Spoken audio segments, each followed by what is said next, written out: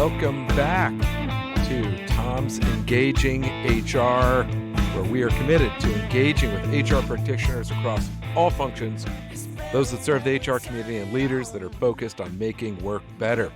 We're driven by those three core goals: humanize HR leaders, gain and share real insights to help make the world of work better, and have fun along the way.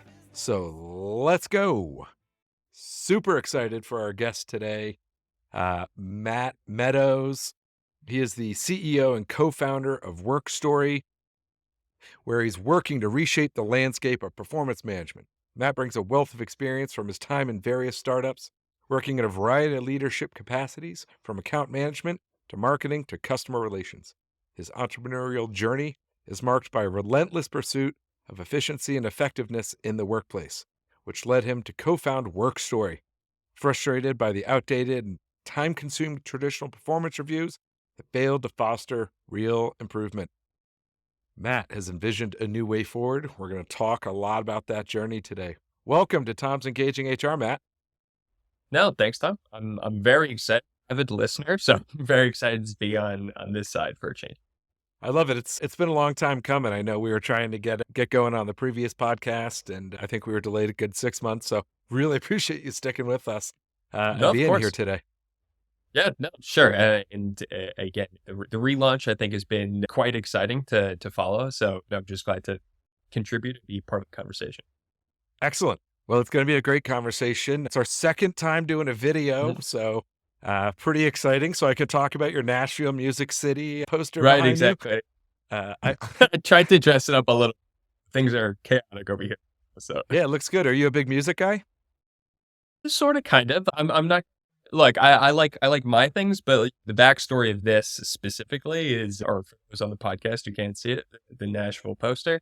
My now wife, I guess, went to Vanderbilt, and we had a trip to Nashville once upon a time and stopped by Hat Show Print, which is a big print shop there. I'm a big fan of like graphic design and posters and things like that. So that's awesome. That's a great one. I can take the picture and even put it into show notes. So perfect. even our audio listeners will be able to get a flair for the cool poster. I've got music posters all over the place. Definitely a passion of mine. So are you in the new house? I understand you went through the house buying process recently.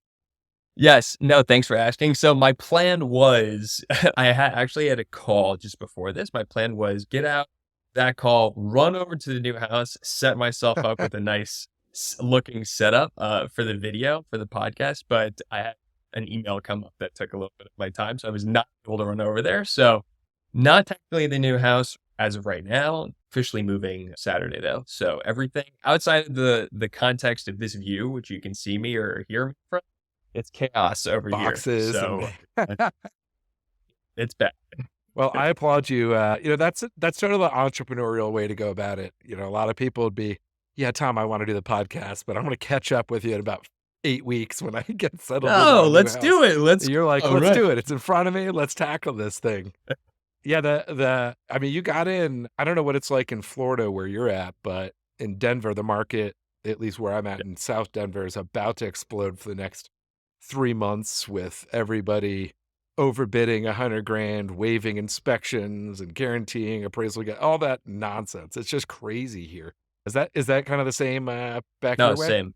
Absolutely same. I guess a quick story. When we checked out this house that we eventually bought, we ended up seeing 2 homes on the same day. And we wanted offers in on both of them. But by the time we could inform our realtor that we put an offer in later that evening, the first house we had seen had already been purchased for cash, asking price offer. So it was just like immediately we couldn't even have that option. But it's, even from South Florida, or people who visit South Florida know, a lot of Northeasterners. So we were at the DMV not too long ago, and person next to us, she was joking, the person helping them, saying, yeah, I'm from Long Island, changing my license. A lot of people are doing that. So yeah, that's the deal. I mean, I'm sure it's similar, as you mentioned, in Denver, but like so many people flocking down here, no inventory, prices are sky high. It's crazy. So it's something I bet most of the listeners can probably relate to, because everyone I talk to, no matter what city it is, unless you're in a small town, kind of outside of a major city, everybody has the same report, which is no inventory, total insanity, everybody trying to move here. It's pretty universally tough buying a house right now. Yeah, no, not a great time right now. So yeah, we'll see how things go. Maybe 3 to 6 months from now. But Hasn't been a great time for like 7 years. So right, yeah, that's right. That's also true. Sometimes you just got to bite the bullet. So. Well, that's awesome. So I feel like there's some tie-in, with kind of our main topic here, performance management, coming from that house buying Yeah. experience. There's a lot of going on in the space. Everyone's got opinions. There's kind of that transition from the old way of buying a house to the new realities of buying a house. And, we're starting to see that market change. I'm starting to see lots of articles about how realtors are starting to get squeezed and pinched out. And, Mhm. just that whole world is changing for better or worse. But I also feel like performance management is one of those. It's been going on for years, but I just feel like there's so much green space and need for change, and a lot of people don't want the change. A lot of people are kind of still doing the old, or they're just like, why can't it be like it used to be? But at the same time, I really feel like there's a need, especially in the performance management space, because it's universal. Whether you're doing reviews or you're doing one-on-one feedback or there's a system in place, you have to be able to give people feedback on their performance one way or the other. And I feel like you've found it to be a little bit broken too, right? Yeah, no, exactly. And right, similar to your analogy in the real estate space, I think, software solutions becoming a big way in which people are solving problems is leading this new way. To answer your question more directly, yeah, it's basically, I mean, in my personal experience, whenever I've had to be a part of, a recipient of, or give performance reviews, it's always a terrible experience for one reason or another. And actually, the way that I open up all my discussions with people who sales calls or things like that is no one likes performance reviews. We all do them. We recognize they're important, but the way in which we do them is kind of poor, and it's been around for a very long time. People just don't know any differently. So yeah, they're bad, and we keep just being okay with them being the worst thing we have to do in an office environment, which is kind of why I decided to try to sit up and change things. Yeah, I'm wearing my Nuggets hat here, big Denver Nuggets fan. But one of my friends I go to games with, he has season tickets. I get lucky enough to tag along once a month. But I remember it was either end of October, early November. We're driving to one of the games, and he's in leadership. I'll call him Jay, for the purposes of this story, not to out him or his employer. But he's like, "Oh man, I'm getting into performance management. I got to do my review season," and he had a whole laundry list of stuff that was driving him nuts about it. Fast forward, I'm going to the Nuggets game with him the end of January, and we're chatting. He's like, "Oh man, I'm so excited. Next week, in February, I get to give my final review." And I went, "You've been doing this for 3 months, dude?" He's like, "Oh God, yeah. It's like my whole life has been performance reviews." I'm like, "That's a quarter of your year spent on performance reviews. Meanwhile, while you're doing the review and while you're giving the review, there's still a whole quarter that's maybe not in the Right. review." There's Like, it other just, stuff going on. I was like, "Dude, like you were doing this. Like, that's insane. That's not how it should be." I was like, "I literally do a podcast. I literally go to work every day trying to like help companies not do that. Like, how much of your regular work are you not doing Yeah. No, because of absolutely. this And that thing?" was, no, totally. That was, my personal experience. What, what led to the development of what we do was exactly that. Not to that extreme, but it was that concept of to take time aside from the work we're doing to do performance reviews. And then we write them all up, which takes a lot of, work hours. Then we sit down and have the conversations, which are a critical part of it, but that's more time taken. And then what we end up with is, these generic conversations typically, which are unhelpful. And that's just inherent to the fact that we do them less frequently than we should, or the mechanisms that are informing those conversations are not so fantastic. So that's really the reason. It wasn't as extreme as months, but you're totally right. We take all Right. this time, and it doesn't really generally end up being helpful, aside from whatever productivity we're losing in actually doing the process. Yeah, and my girlfriend just got her review too, and her approach is like, let me just get this thing over with. I feel like I'm upset every time I come out of Right. a review, and I feel like for me too, like it's like this anxiety thing, and then no matter what it is, even when it's good, I still feel not great about the whole process on the receiving end either. There's just something about it that just pulls up my, I'm open to feedback, but it pulls up my barriers, it pulls up my insecurities, it Yeah. pulls up all these things that I just naturally feel like I need to, want to, or should push back on, even in a good review. So, No, I feel like it's sort of, just to, I guess, speak more casually about it, it sort of reinforces this adversarial relationship between you and your manager. If that's who's doing the review for you kind of are always put in this position of, I have to defend myself or have to make an argument for myself yep. versus them, which is totally not what performance reviews or performance management should be. It should be this like, we're working together to identify and set development goals so you can improve, but that's not the way 99%. So yeah, it does. Oh, not to mention that it could be a surprise too. If you only do it Yeah. once a year, you totally be surprised by what they're saying, which is not great. So I'm with you. It's not great. People don't look forward to it. It's not fun. So let's talk about, WorkStory. It- what what's your approach? Like, what's your company about? What are you trying to accomplish? We can get into the weeds on it. Yeah. But tell us a little bit about WorkStory to get us started.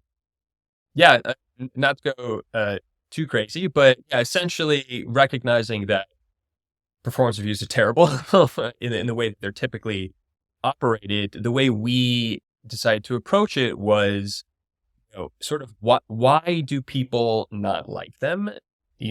Why do we fall back into doing them the traditional way, which is once a year, twice a year, if you're lucky? And then like, why do they take so long and end up with these sort of generic outputs that aren't really effective? And so what we boiled it all down to after interviewing a bunch of people and trying to go across different industries was, it's this general idea of not giving enough feedback throughout the year, which leads to all of these other problems. So what WorkStory does is it basically takes your performance review, takes the questions you're going to be asking in a performance review, takes questions to solicit feedback, and sends them out continuously throughout the year, but using the tools that are already part of your workflow. So Oh, you're wow. not having to like remember to go log into a system to go do stuff, which you just aren't naturally going to be doing or thinking about doing. So instead, if you use Microsoft Teams, Slack, WebEx, or even email, we basically just become part of your workflow.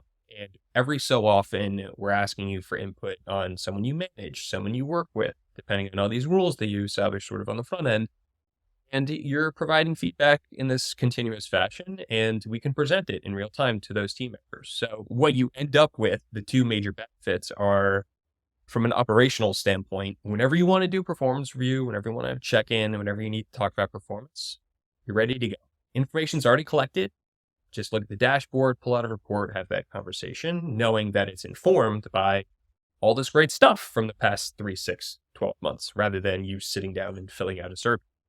One is ease of use and time savings. The other benefit, arguably more important, is individual team members can see how well they're doing throughout the year. They get that feedback in real time, and they can be advocates for their growth. So the argument I make all the time is, the way you're doing it's outdated. It's not really helping you. It's more of a box checking exercise. This way, which isn't adding any more time or effort, which may actually be saving time, is actually a more effective way of helping team members to grow. So that's kind of WorkStory in a minute, in a nutshell. I mean, I love that. It's hard to disagree with that approach. I'm sure we'll get into some, like Yeah, why or why nots, but integrations, not going extra places, having continuous feedback that you can go back and see all your feedback for the year, obviously, I would imagine, correct? So, absolutely. And we also have, and not to sound too salesy, but basically part of it is, how visible do you want your feedback? Because not everyone is comfortable sharing feedback openly with yeah. one another. So you may not want to share it openly. You may need to share with the manager. So we sort of abide by all of those unwritten rules or things that people are concerned about. But yes, you can totally go back and read through and have an understanding of how well you're So I want to go back to kind of the base here, continuous feedback. Like, doing. what does that mean to you? I came from the employee engagement space, and Mhm. if you survey too much, people get survey fatigue and don't want to keep doing surveys. What does continuous feedback mean to you in this conversation?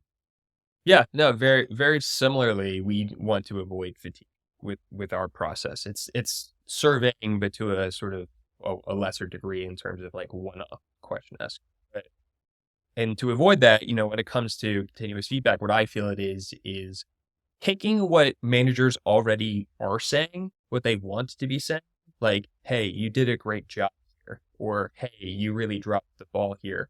And not just saying it, but document it so that we can use it when it actually needs to be used for those conversations. And it's doing that more often than those formalized time periods. So yes, continuous, it can mean many different things, it's a spectrum, but it really is just rather than having one point of input, having as many as you can, Yeah. but you need tools to support that.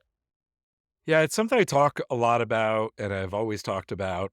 I feel like I'm always repeating myself on this, what I talk about. But, you know, you can't take the manager, and we're gonna talk a lot of AI out of this, but you can't take the manager, you can't take the leadership out of this. A lot of times it's, well, we're not trying to replace the conversations your manager's having. We're just trying to take the data from those conversations and make that more actionable. But, tools are meant to support people, and both the manager and the employee. So, how do you do that correctly from your opinion? How do you do continuous feedback the best way? Yeah. So again, I'm trying to not sound salesy. That's not the point of doing this. No, But we're just talking. no, in any tool, if it's not our tool, they're generally set up to be like a question asking, and then you're responding to these prompts, providing your feedback. As you said, it's supporting what the manager's already doing within supporting those conversations. So to us, it's how can we do that as quickly and easily and as unobtrusively as possible? You're doing it already. We don't want to get in the way of other stuff you're doing. So rather than be sending a full survey that someone has to like initiate and you have to go interact with it, as I mentioned, our way is no, we're going to tell you, hey, now's a good time for some feedback. If you happen to have some, send you a Microsoft Teams message that says, hey, what feedback do you have for this person? Or asking them to rate that person in a certain performance competency and then collecting it in that way. So in our case, it's you probably already think about it, spend 10 seconds telling us about it, and then forget about us and go back, do what you're doing. And as a result of that, we've collected all this really good stuff for Jamie to use next time she hops into the lab. Well, that's one of the things that's always attracted me, just the conversations with you, is that even without selling, work story, these are all pretty good universal truths that whether you're using your platform specifically Yeah. as a Yes. tool or not, this is all really good. These are good points to keep in mind when you're thinking about feedback or reviews, as a base level. Yep. Frequency, don't wait to the end, have your data aggregated, make sure it's actionable. These are all baselines outside of your platform. Your platform's just how you've taken your vision, focus, and perceived need in the market and put it together. Yeah. No, we're just one of many ways we like our way, but look, many of the teams we work with go are like, hey, we do Word docs and spreadsheets, and they come to us, and if we're not a fit, then I'll say, hey, just you're doing it once a year, do it twice a year, or do it quarterly. Like find ways of making that happen more often, and if there are tools that can help you do it more easily, find those tools. But you're totally right. The principles around it are basically just doing more often however you can, and there are all these fantastic benefits that come out as a result. So I'm going to go off script here for you. I think you'll Sure. handle this curveball fine, but it just popped Cool. into my head, like a lot of rating and a lot of performance management. There's the manager's going to rate you. You rate yourself now. Like it didn't used to be as much. You rate yourself. Do you have a thought on that? Does your platform do that? Is there a focus on that? Like, I've heard both sides, and it's tends to be a little bit. It's more common now than it was. So, wanted to get your thoughts. No, I'll try in not so long-winded fashion, which is, so to speak to our system, yes, we can support any sort of review, manager to team member to manager, peers reviewing team members, whatever the mix needs to be. From like a philosophical perspective, I feel that getting more input, regardless of who it's coming from, is great. You can always filter those answers out if you need to, or use them in the conversation. Having more data from more people, more feedback from more people you work with in different capacities is just going to contribute to a more accurate representation of that person's performance over whatever period of time you're measuring. If it's just a manager and that manager doesn't work with that person all the time, then that's not going to be a helpful review conversation to have. So just personally, I feel, yeah, totally cool. Ask everyone to evaluate themselves, have the manager evaluate them. If you can get peer evaluation, and if you need to, you can take what you need to make the conversation more appropriate. But having the traditional, just the manager being the only one, I feel is a outdated way of going process. Yeah, we used to do 360 reviews in my previous company. And it's kind of that bridge between employee surveys and performance management. Some people call it performance management. I don't think it should be, but there's a lot of benefit to getting a lot of different perspectives included in the mix. And it doesn't mean all those perspectives are actionable. In the case of employee rate yourself, like the benefit is the manager can see what that perception is. A negative could be it shows the reviewee the gap between what they think they're doing and that, and it could be a barrier. So it's all about execution, right? Right. It's not always easy to do those things. That's probably the biggest hurdle that I have to overcome on a daily basis. But I'm sure when people listening, that's also what they're thinking is, yeah, I'd love to do these things. It's just going to take too much time, or I don't have the ability to do these. So yeah, finding the right mix of tools to support and time to dedicate to setting it up on the front end is helpful. But I'm with you. Like, you will identify so many gaps just by asking these questions of other people. You can learn if people are really happy with working with one another, or if they're not really happy with working. Or you can learn if someone reviews way too high or isn't very good at giving constructive feedback. Like, all of these things can be captured by doing all these other question asking methods. If you just rely on the more traditional way, then you're kind of missing out on this other information. So I want to get back into, we're going to take a quick break. We're going to do the HR hot sauce live, ready to go here in a second. But let's go. When we get back, I do want to talk about that traditional. And I want to highlight, we're not bagging on anybody that you're doing it wrong if you're doing an annual performance review. I sound pretty bad. And I tend to be, I come across that way too. It's more of, there's just other ways to think about it. And I want to open people's eyes that that's not the only way, and kind of get into the history of the annual review, what some of the resistance is that people listening may be going, these guys are full of it. I'm sticking with my review. I want to work through that whole piece and then talk about how you're integrating kind of some of the benefits of AI too. So kind of the then to now, and let's tie it all together. Sounds great. With that, let's get started on the HR hot sauce. Matt, are you ready? Yeah, I'm pumped. Let's go. All right. Prepping, sort of kind of mentally trying to get in the zone, studying previous podcast episodes. So hopefully I can answer pretty well. You're better prepped than I am, because I did not study and I felt like I flubbed my way through my hot sauce in episode 1. No, come on. No, the fun of it is being organic. That's the goal, right? And yeah. Exactly. I was a true guest. All right. Number 1, what most engages you? What most engages me, I mean, I have to speak to like what I'm doing, I think, to some degree, but it's when I see people organically talking about benefit from the way we're doing things, like LinkedIn or just the random emails. I'm like super pumped by that. Love it. What is your favorite piece of technology that you use in your work? I mean, yeah, I'm on my laptop all the time, so I think it makes sense to answer this with like tools I'm using in my laptop. So I use like Figma all the time for like Yeah, mock-ups, designs, but also just like planning purposes for us and the team. I started using a new tool this week, which I'm loving. I'm just going to pull it up now. It's called Superlist. Recently came out a couple Hmm. of guys from previous like to-do list application, but this thing is very cool. So I would totally recommend Superlist. Sweet. I'll look it up. We'll put a link to that in the notes. What's your favorite interview question to ask or be asked? It might sound a little simplistic, but I come across this a lot. People ask me what I do. And that's kind of weird having to answer in this like, software company sort of thing. And then they follow up with like, oh, what is it? And having to explain what WorkStory does out of nowhere is always a fun sort of thing. What's your favorite workday lunch?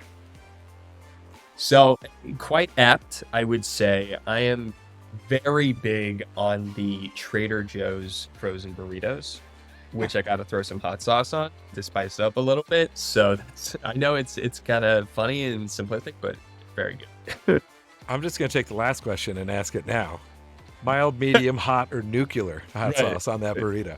So I was thinking about this. The sauce is medium in terms of spiciness, but it's typically because anything putting hot sauce on, I'm going for volume as opposed to spice level. So if it's chicken wings, I'm going for as many wings as I can get. If it's noodles, something like that, I'm going for as much as I can. So I keep it in the medium range. Love the volume call out. What's your most unique or useless skill? Unique, useless, big into urban sketching. So whenever I travel or things like that, if I was got to sketch, I use I'm learning here. What makes your day at work? making my day is, I would say, two things. One is absolutely crushing a sales call. I am quite, I hear that.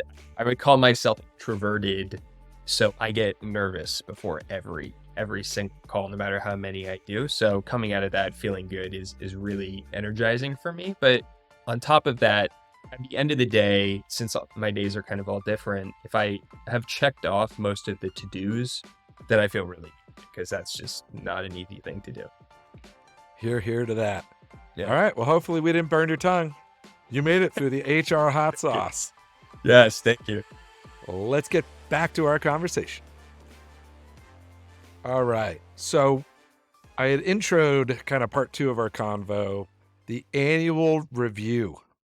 So why does everyone do it? Like, where did that? I read somewhere that, GE, the old Jack Welch, they came up with what, the 1 to 5, the standard review that most companies know of.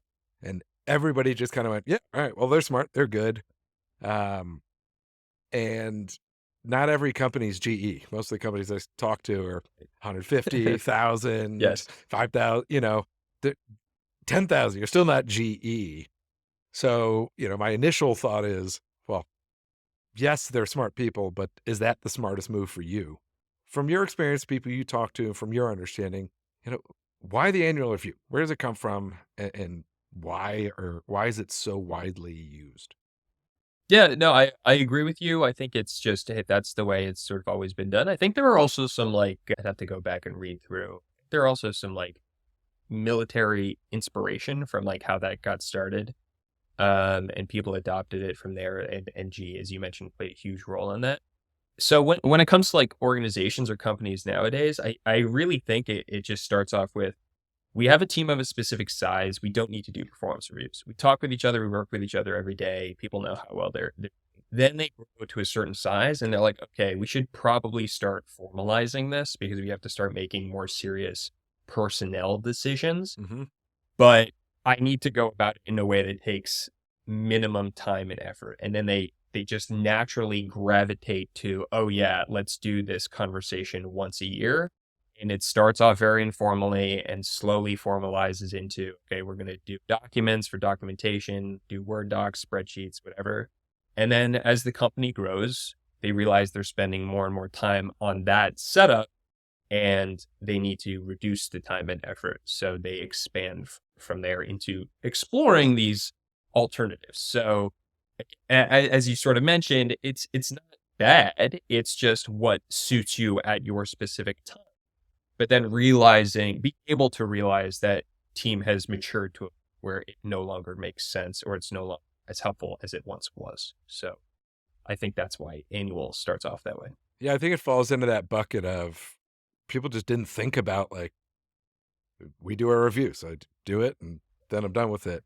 It's one of those pockets of HR where people didn't go, wait a minute, should I change this? Is there another way? And I think that pocket's starting to open its doors a little bit to that question.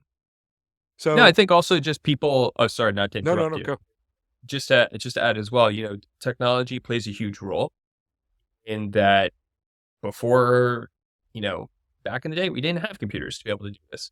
And so, okay, it was going to be pen and paper. And then, okay, now we have computers. So now we can do web-based pen and paper, the document sort of form. Yep. But as new stuff comes out, new tools that we interact with, AI, as you mentioned, we'll go into, there are these new opportunities, but people need to be educated about them in order to realize that there are options there. So a lot of it's just, we don't know what is out there, doing some exploration. Yeah. Question, can your tool be used for an annual review if you want to collect throughout the year, but then aggregate it for, that moment in time that a lot of companies, we want to have that moment in time where we give a review, we attach a raise to it, we attach, different pieces to it. Would your tool do that? I hope. Yeah. So yes, it does. We're not here we realize that like we can go too far off the deep end. So we exist to serve teams in. Yeah, I can't disagree. And we really are at that inflection point of new technology. And now there's the newest technology, AI. Everyone's talking about it. I don't think everybody really totally understands it. And I think people talk about it as though it's where we're going to be at 5 years from now or 10 years from now. I think there's where we're at right now, AI conversation, and where it's going, AI conversation, are two totally different things. But how are you leveraging AI, that new technology today, to help with this process? Yeah, good question. It seems like every day there's like new companies popping up or existing tools throwing AI into their system. Like I just saw LinkedIn, I think last week, at least on my end, like I'm now getting served with, making comment suggestions on posts or here are ideas for new posts, which is just an AI application for them. So, I mean, in our system, we basically we didn't want to be, we're just throwing it in there for the sake of saying we have AI. That's just not helpful to anyone. So we backed into it by saying, how can it be most helpful to our users? And then does that make sense for us to spend our resources trying to integrate it? So the way we have started doing it is in a couple of different ways, but they're all built around helping you to write more effective feedback and understand how well people are performing. So summarizing performance. So one application, just to speak more specifically quickly, one application is anytime you hop into a team member you manage, we give you a summary of how they've been performing over the trailing 90 days. So here's how well things have been going, and also here are 3 recommendations for them to focus on or opportunities for improvement. Perfect design for saving you time, seeing how well they're doing, giving the employee a quick summary of how well things are going lately, and you guys can have a much more informed check-in conversation whenever it's appropriate, especially if a manager's not sort of tied into the daily activities of a person. That's exactly what that's there for, and we think that's a great way of doing it. What we've now started doing is if you're providing someone with feedback in the system, we will coach you on your feedback. Oh, wow. So a lot of teams, they sort of, that's a point that they lack is, not everyone is educated on how to provide constructive feedback to one another. And so we'll take their comment and we'll say, oh, here's how you can improve it, make it more effective when you're sharing it. So that's another way. And then the coolest way, in my opinion, which is very, very polarizing, is we now have what I like to call a one-click performance review. Oh. This is designed to be pure time saving. element wherein you go to create performance review for a team member, you elect to use the AI system to do so optionally, and then it will look at all the feedback for the year, all the performance scores, all the goal updates they provided, and it'll write all the performance review notes for you. Wow. So I think that's okay from the standpoint of it's all based on your feedback that you've been providing. It's not sort of hallucinating. So it kind of takes out some of the bias too. Because because it's combining everything. Right. It's you, and also it's combining everyone else who you decide to include in that performance review. So if you were doing 360, like you mentioned earlier, it will take your feedback, it'll take that person's peer feedback, it'll take their direct report feedback, and it'll throw it all together. So that you basically click, and 10 to 30 seconds later you have a fully written performance review, which you're free to edit or delete everything that it had come up with. But again, it's all designed around performance review takes a lot of time. How do we reduce the amount of time and effort so that you can focus more on developing the employee? Yeah, there's a quote I use on a lot of my outreach when I'm talking to folks. It's from Sage. It says 76% of the C-suite believes HR is focused primarily on administrative tasks. And I feel like that's one of those pieces that I'm trying to push back on, that it sounds like this is one of those use cases where AI actually can have a real difference on pushing back on that administrative function without adding a ton of bias, adding a lot of the negative buzz around AI. That's really cool. Yeah, no, I'm with you. And I something that I feel strongly about is, HR, people and culture managers, anyone in that sort of role, you are sort of the representation of the workforce, in my opinion, within the organization. You should be so tapped in to how everyone's doing, how everyone's feeling, engaging. Are they engaged? Running those surveys, things like that. You should be the voice of the employees when it comes to higher level decision making. You are not solely this administrative person who's just like paperworking around. You are the embodiment of the culture of the organization, so to speak, in some way. And you're the go-to for all those sorts of conversations. So I feel strongly in the opposite direction. Yeah, I love that. Like, there's that debate, like HR can't create the company's culture. But what HR can do is understand it, create systems to drive it, create systems to help engage lots of people. And inevitably, when you're doing it right, you've got a crap ton of data. You've got so many different touch points, onboarding, offboarding, performance reviews. You've got all this data. It's really hard not to end up administrative, let alone compliance, benefits, the 8 million things HR folks are doing. And that's the fight I'm always talking about is you need data to be good. You can't spend all your time just in systems doing it. So any stone you can turn up and try to find a way to take that time-consuming data and focus more on actioning it, not administering it, building it, writing, etc. I'm all for. And, that's one of the reasons I like ADP. My, giant company I work for, like that's all we're about is how do we streamline. Yeah. And to note, we have performance management. So any of my ADP people listening, I'm talking to a guy that's got a different solution. This really is a holistic conversation. It's not about selling you on my tool or Matt's tool. It's about how do we make things better, and different strokes for different folks, different systems for different companies. I want to talk about all of it, and I really appreciate these perspectives, and I think they're pretty universally interesting for anybody out there in HR trying to balance all this nonsense of admin and strategic, and like, who am I? Where am I going? What do I do? Like, this is the nuts and bolts of the kind of conversations I love. No, I'm totally with you. Look, if you're a current ADP customer or prospective ADP customer, amazing. Take some of these thoughts, if you agree with them, and apply it using their tools. Like, their tools are world class, for a reason. Like, Tom, I'm going to talk with you afterwards, talk about integrating with ADP later on down the line. But but no, see, I'm totally with you. These are all like this, and this is why I'm a listener of your podcast, because you have these people who are in these different areas. I am not an HR person.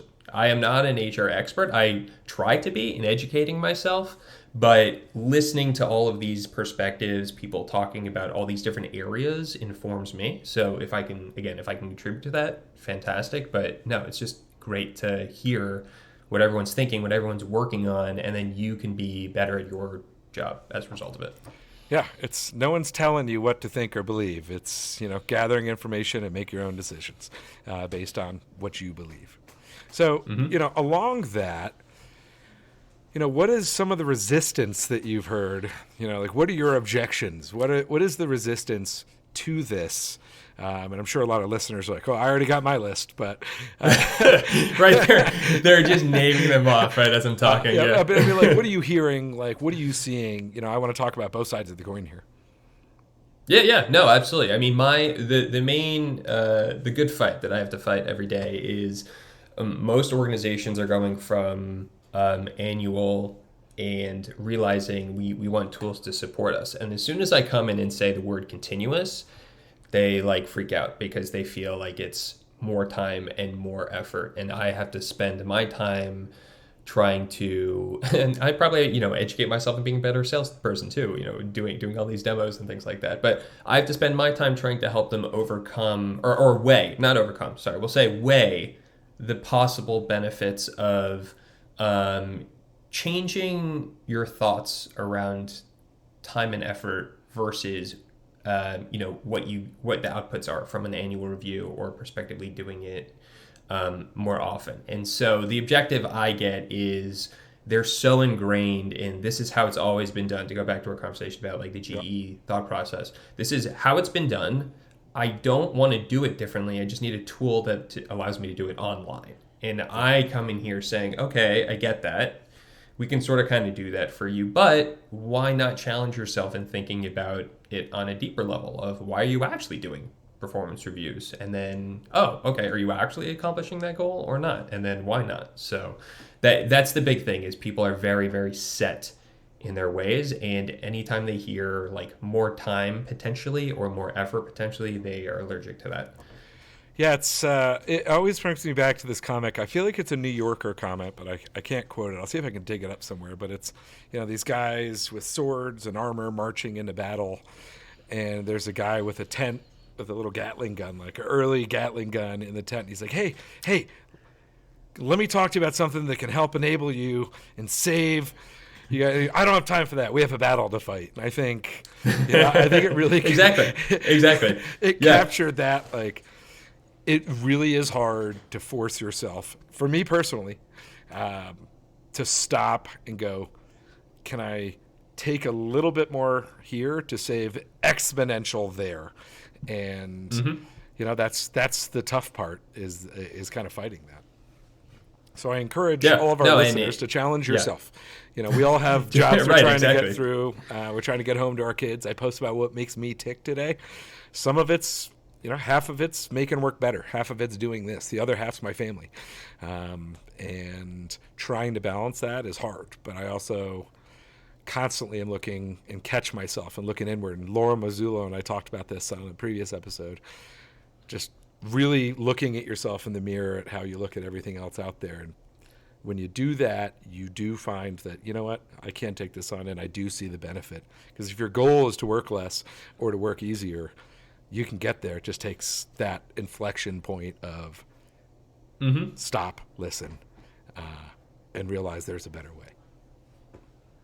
No, I fully agree with everything you're saying, which is fantastic. No, I think to make it personal for like a second, you were talking about your family and stuff like that.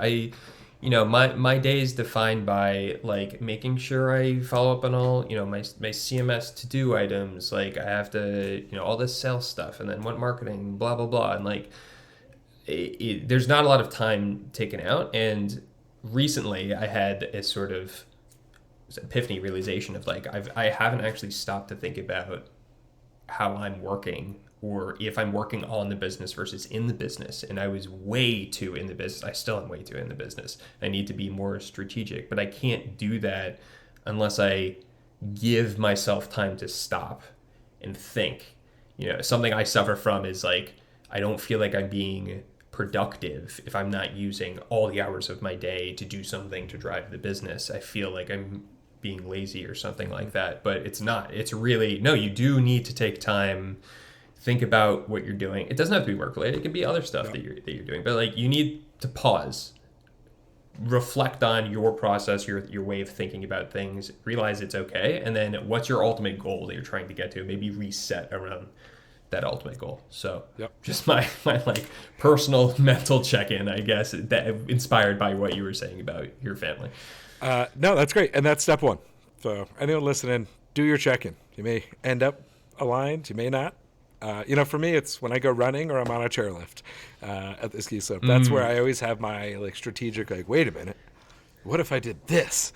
Or what if I looked at that? Or I've totally ignored this piece of something I should be focused on. So, it's, the general's not in a foxhole for a reason. You can't make strategic battlefield decisions if you're just trying not to get shot in the head and you're stuck in the front lines in a foxhole.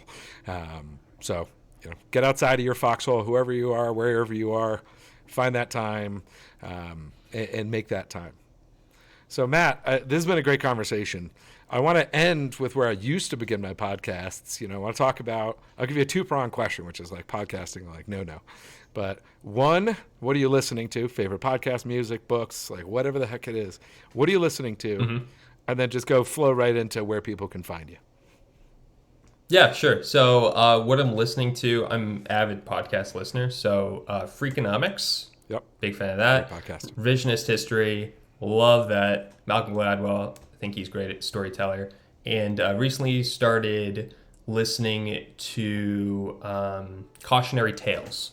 Also really good sort of history podcast with storytelling. And where can people find me? I would say just like LinkedIn, Twitter, Meadows M on all of those things. LinkedIn/MeadowsM or Twitter or X, or Twix, Twix as we learned on the, right.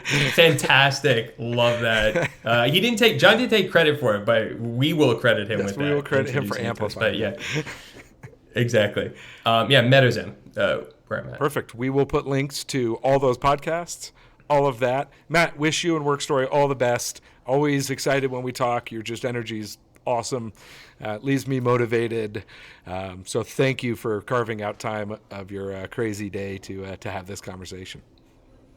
No, thank you as well. Hopefully I can take some of that energy into this house move I got to deal with on Saturday. But seriously, thank you for having me. It's like so cool. I feel like I've been on the outside looking in. Like I've been trying to participate a little bit more with the HR community, especially on Twitter, and seeing all the same people, knowing everyone else and talking with each other, meeting up at HR Tech and events like that is cool, but I feel like an outsider. So now I feel like I'm like okay, people have recognized me, which is cool. So being able to be in this context is awesome, and just hopefully can help give me a better education again with regard to HR, and hopefully I can translate that into helping people down the line. But yeah, thank you so much again for giving me your time. HR community is one of the best communities. If you're here for the right reasons, you're always welcome. That's what I found, and that's part of what gets me doing what I do. So thank you. And we're going to go lead out with our break signals outro. Better, because we're trying to get better every day, baby. Thank you for listening. We'll see you back for our next episode of Tom's Engaging HR. Thanks, everybody.